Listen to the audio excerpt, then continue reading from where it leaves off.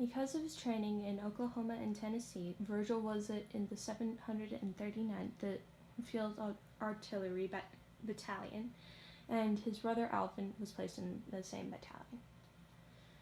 battalion. They sailed from Camp Shanks, New York, to Glasgow, Scotland, on the Queen Elizabeth. The ship gave assignments for the 3-day trip, and Virgil was assigned to peel potatoes for the entire journey. By the end of the trip, the group of the peelers had shaved 78 tons of spuds. When they arrived in Scotland, the battalion loaded equipment onto their ship and went to South Wales to prepare for the American invasion into Europe. On Sunday, August 20th, 1944, the battalion began loading the 2 Liberty ships, the SS WWII and the SS James R. Randall, that would take them across the English Channel. These 2 ships, along with other ships carrying additional battalions, headed for France on the Tuesday morning, August 20th. At the eastern edge of the Isle of Wight, the convoy received orders to turn back to the river because rough seas prevented unloading at the beach on the Normandy coast. Sea rations constituted the only food aboard ship, but the men made the best of the situation and the morale was high.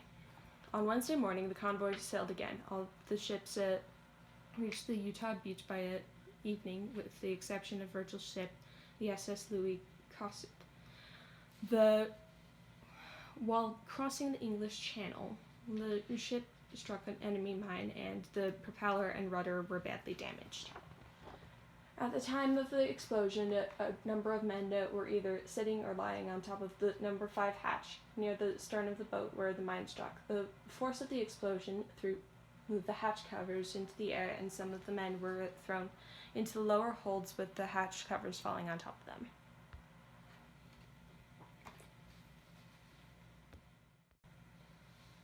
At the time of the explosion, a number of men were either sitting or lying on top of the number 5 hatch near the stern of the boat where the mine struck.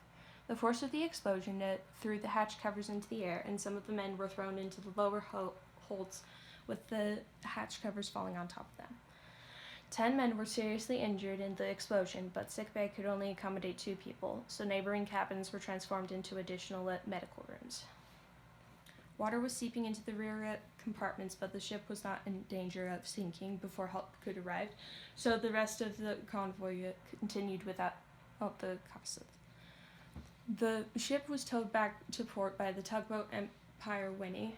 However, near midnight, this time they were hit in the bow by a coastal streamer. The men rushed to the deck, believing they had hit another mine, but fortunately the damage was slight and no one was injured. The 2 artillery batteries aboard the Gossett re-embarked the following day on the SS John R. Parks, and they anchored at Utah Beach by that evening. Meanwhile, the other ships had unloaded at the beach and proceeded to an assembly area near Saint-Germain, France. Additional problems came with unloading the ships. Heavy aircraft traffic, accompanied by ground fire at the ships, made unloading difficult. In the process, one of the howitzers was dropped from its sling and destroyed. As Master Sergeant of the Battalion Motor Maintenance, Virgil was given the responsibility of arranging for an additional howitzer to replace the one destroyed at the dock. This would not be the last time Virgil was assigned to retrieve a howitzer or tractor. On August 29th, they left for the rendezvous area near Dole, and from there they proceeded to the battalion's first combat mission, firing on the Isle de Cézembre, where the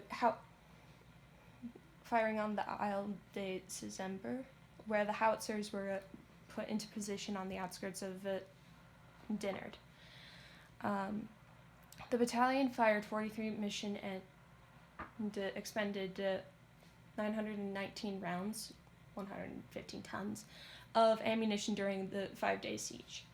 The Isle de Cézembre was surrendered to the American forces on the morning of September 2nd, just a few hours before the infantry was scheduled to land. As a result of the battalion's initial success, Brigadier General R.M. Montague, commanding General 83rd Division Artillery, gave the following commendation. I desire to commend most highly the achievements of your battalion in their first combat mission, the shelling of the Isle de December. The missions given were ones requiring special ingenuity on the part of yourself and your soldiers, conducting fire on the buildings and fortifications of the Isle and fortified islands to the east of December. The success of the missions was undeniable, and your use of high-angle fire was of the first order as to accuracy and results. With this mission behind you, I hope that all your future actions will be characterized by the same enthusiasm and zeal. The next combat mission began 1 mile outside Resinville when Virgil's battery reported enemy shelling at 1 a.m. on September 9th. The men were well dug in, and although no one was injured, several men of the 2nd Howitzer Section experienced narrow escapes from the flying shrapnel. Numerous short rounds aimed for the howitzers fell near the men's position and forced them to take cover.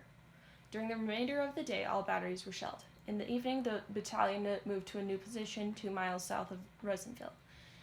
The move was accomplished through infiltration methods, and it was so successful that the enemy continued to fire on the previous position for several days. Virgil's battery was approximately 2,000 yards from the German front lines in the new position, but no enemy fire was received by the battalion until shortly before midnight, September 15th. Shelling continued steadily for the next 2 days, and German forces began infiltrating the woods that divided the front. This attack was seriously damaged when the German non-commissioned officer in charge of the attack, as well as 3 Polish soldiers, were captured. The German officer was killed while trying to escape, and several other Polish soldiers were taken prisoner as they emerged from the woods. During the stay around Resinville, the battalion experienced its most acute shortages of ammunition, gasoline, and food. This period of shortage immediately following the Third Army's fast push across France was due to the broken supply lines. Railroads were no longer in operation, and all the supplies were transported across France by truck via the gasoline was an almost impossible commodity to obtain. As a result, when the prime mover tractors, which pulled the massive howitzer guns, ran out of fuel during transportation, and they were left behind. With the changing location of Allied and enemy troops, some of the prime movers were stranded behind enemy lines. When gasoline for these vehicles was obtained, a small group of soldiers was sent to retrieve the machinery. Hitting the prime movers and heading for the river again, the men found themselves with German troops at their heels.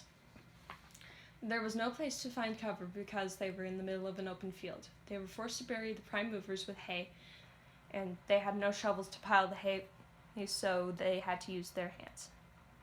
Once the prime movers were covered, the men buried themselves in the haystacks too. They were trapped in the haystacks for 3 days while German troops moved through the field. The men took turns watching for the troops, but one of the men was so distraught that he could not be left to stand guard by himself. Virgil and the 3rd soldier had to help him with his shifts.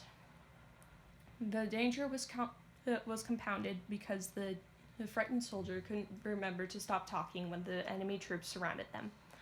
When the enemy had finally moved on, Virgil and the 2 soldiers made their way to camp. But the 3 days of exposure to winter cold and crossing the icy river twice took its toll. Virgil was diagnosed with severe frostbite in his legs and hands.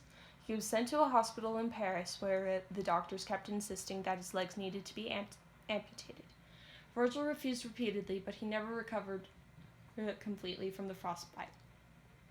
As a result of his injuries, he was reassigned to the cavalry division as the war came to a close.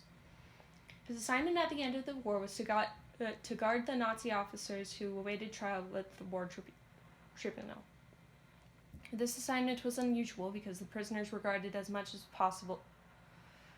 This assignment was unusual because the prisoners were guarded as much as possible attempts at escape as they were guarded from angry mobs of civilians and soldiers who gathered near the holding facilities. While stationed in Mannheim, Virgil spent time traveling in neighboring cities. Most of Germany had been bombarded with shell fire and air raids towards the end of the war, and the picture of Frankfurt depicts the destruction similar in many cities.